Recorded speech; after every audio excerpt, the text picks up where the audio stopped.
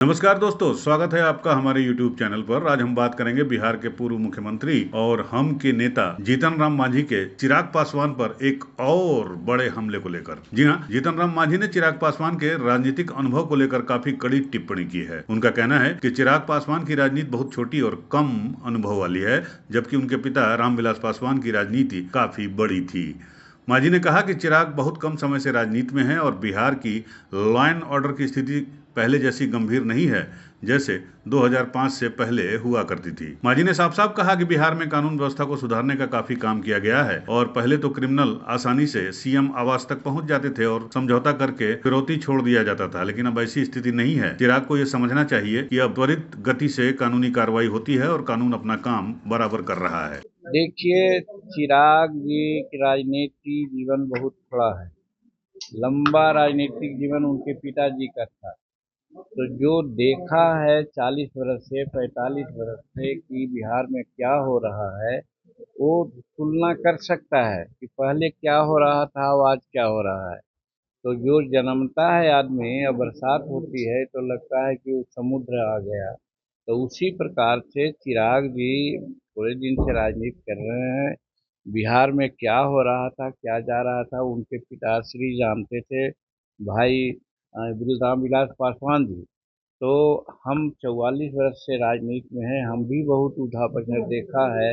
बिहार की जो स्थिति है लॉ एंड ऑर्डर की, उतनी सोचने की बात नहीं है जितना 2005 के पहले की राजनीति में देखा जाता था।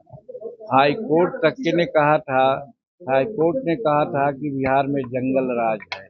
आज हाई कोर्ट में किसी प्रकार की कोई टिप्पणी नहीं है। तो वैसी परिस्थिति में आज वो कहते हैं तो अनुभव की कमी है। गौरतलब है कि चिराग पासवान ने बिहार की बिगड़ती कानून व्यवस्था को लेकर नीतीश सरकार और पुलिस प्रशासन पर बड़े हमले किए हैं। देखिए, एक के बाद एक जिस तरीके से बिहार में आपराधिक घटनाओं की एक श्रृंखला सी बन गई है और प्रशासन पूरी तरीके से नतमस्तक दिख रहा है अपराधियों के सामने।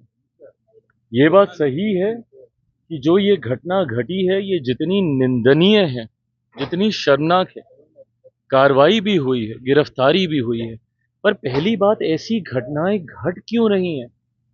बिहार में जिस तरीके से हत्या, अपहरण, लूटमार, डकैती, बलात्कार एक के बाद ऐसी श्रृंखला बन गई है और अब तो ऐसा लग रहा है जैसे प्रशासन पूरी तरीके से नाकामयाब है इन घटनाओं को रोकने के लिए।